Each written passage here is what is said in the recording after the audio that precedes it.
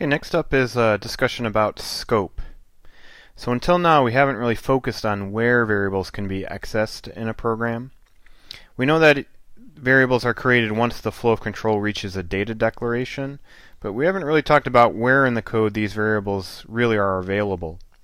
This is exactly what the scope of a variable is. So there are two different types of variables we're going to talk about today: local variables and global variables. A local variable is one that is declared inside of a block of code, for example inside an if or a while or a function. A local variable is only accessible from the point of its declaration until the ending curly brace of the block it was declared in. Once the ending curly brace is encountered, the variable falls out of scope. This means that local variables are actually removed from memory at every ending curly brace. And any attempts to access the variable outside of those points, from the point of its declaration to the ending curly brace of the block it was declared in, will result in a syntax error because the variable literally isn't in memory anymore. Another name for local variables is automatic variables, because they are automatically removed from memory when they fall out of scope.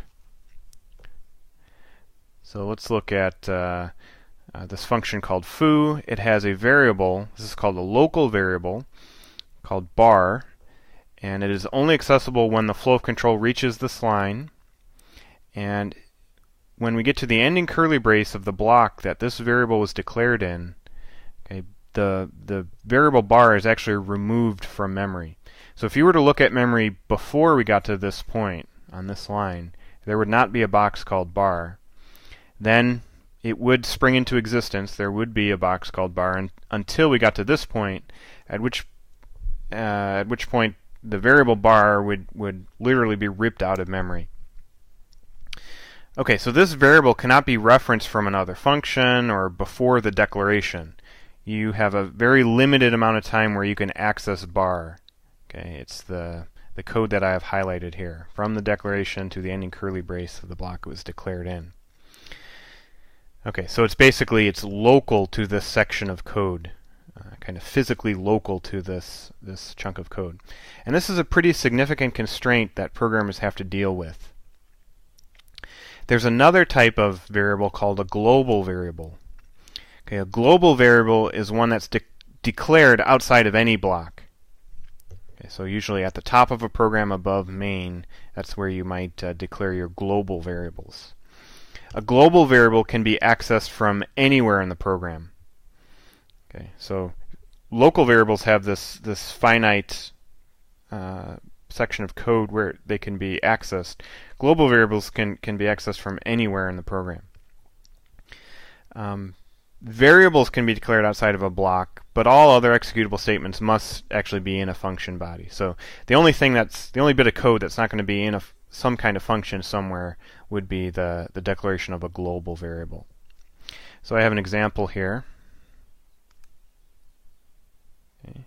Here's a little program that has a function called foo, and outside of any block I declare this variable called bar, and bar is now accessible from everywhere in the program. So what does this program do? Well, of course we start in main, and the very first thing we do is we assign a value to the global variable bar. Okay, that's totally fine. Then we see out the value of bar, should be 100. Next we call the function, the foo function. So we know the flow of control is going to jump down here. We're probably going to do some interesting stuff.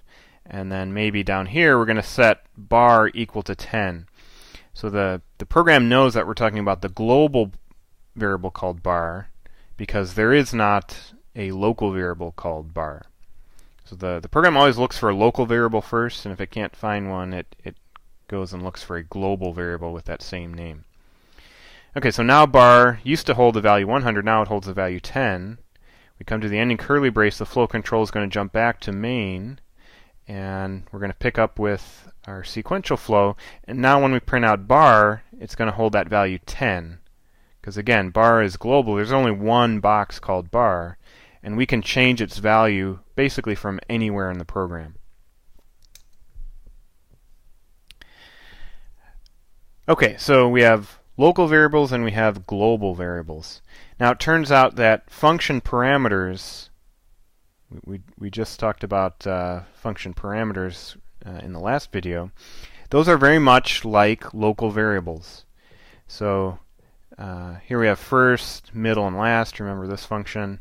Well, first, last, and middle are copies of the arguments, and they're accessible from this point to the ending curly brace of the function. So they're basically local to this function. Also remember we had another local variable called newName. It's accessible from the point of its declaration to the ending curly brace of the block it was declared in. So anytime a program reaches a curly brace, these are kind of important points, because any variables declared within that scope disappear. They're actually ripped from memory, and those variables are no longer accessible from outside that chunk of code. Okay, so you can kind of think of each block of code being surrounded with these one-way mirrors. So here's kind of a block of code here that straighten this out a little. Okay, looks like we have a global variable here declared outside of any block. Then we have this function called foo. Of course, a function is just a block of code. There's an opening and closing curly brace. And you can think of there being walls around this chunk of code. And when I talk about a mirror, what I'm talking about is these are like the one-way mirrors that you see in police detective shows, where if you're inside the room, you can see outside. But if you're outside and you try and look in, well, the reflective side is on the outside. Okay, so if I were up in the main function, for example, and I wanted to use this variable a, well, I couldn't do that because main is up here, and I cannot see into this room. I see the reflection, or it's blocked. Right? However, inside the function called foo, one of the things I do here is I declare a local variable called a. That's fine. That means a is available anywhere from its declaration to the ending curly brace that ends foo. Here, when I refer to global, okay, I can see out of the box, and I can see, yeah, there's a declaration of global up here. Then I have another block, just this if here, and I declare another variable, b, and I say a is equal to 10. Again, that's okay, because I'm in this room here, and I can see out of the room and find the declaration of the variable a. So it's within scope. B obviously is within scope, right? Because it's in the same block. Then I have another block, right? Here's a while loop, and I declare C. I can access C, B, and A, right? Because these are all declared outside of the boxes. Okay, then I have an else.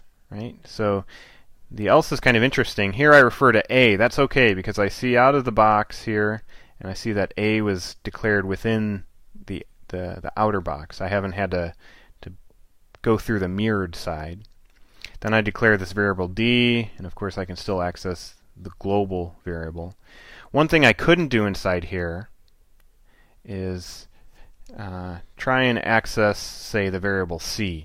If I tried to say C is equal to 100, okay, what's going to happen is the program's going to look for a variable declared inside this block called C. It can't find one. So then it's going to look outside the room.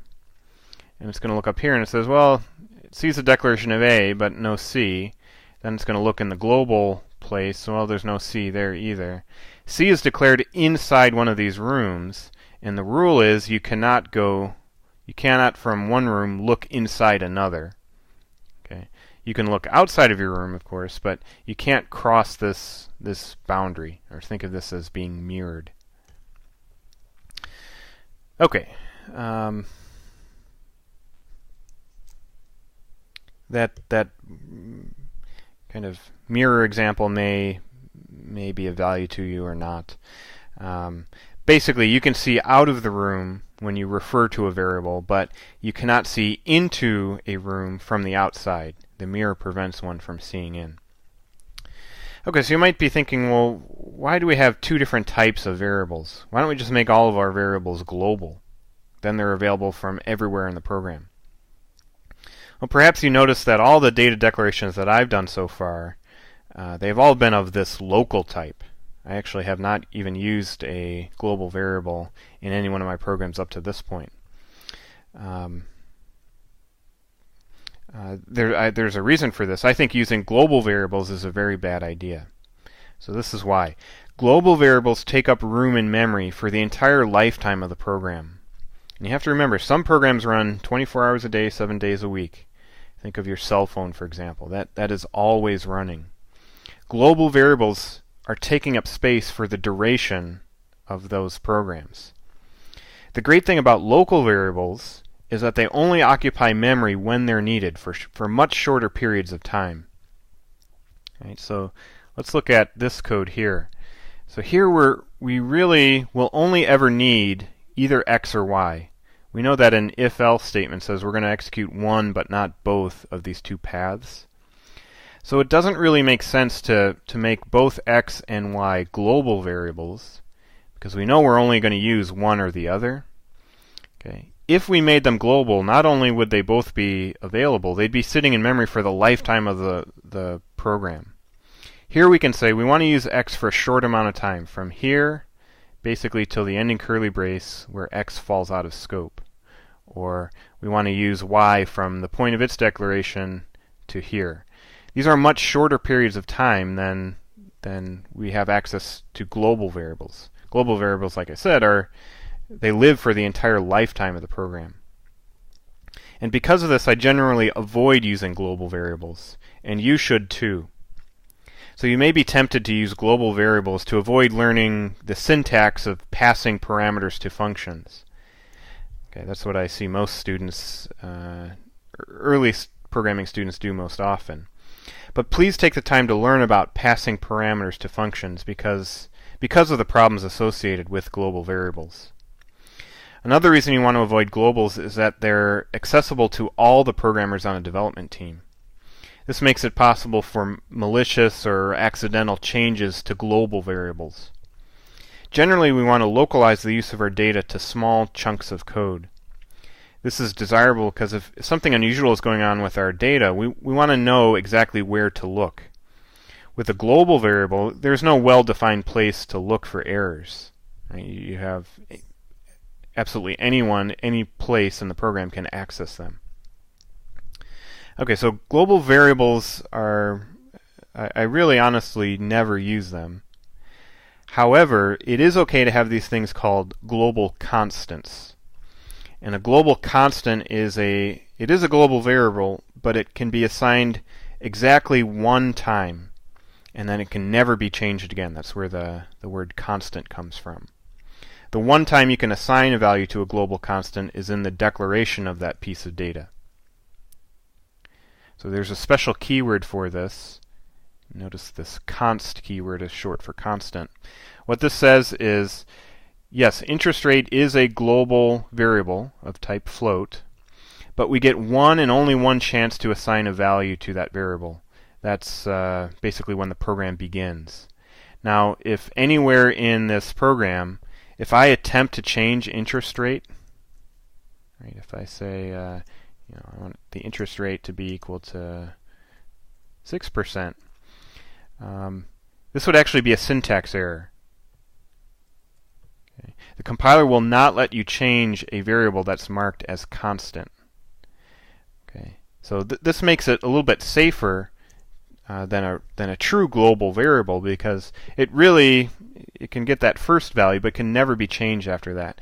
So there's no chance of a malicious or accidental programmer changing the value of that variable. It really is constant. Okay, so that's our discussion of scope. And again, the scope just refers to the lifetime of a variable, when a variable is accessible in a program. And most of the time you're going to want to use local variables because they have a shorter lifetime, a limited place where people can actually access the variable. And my claim is that's actually a good thing rather than a bad thing.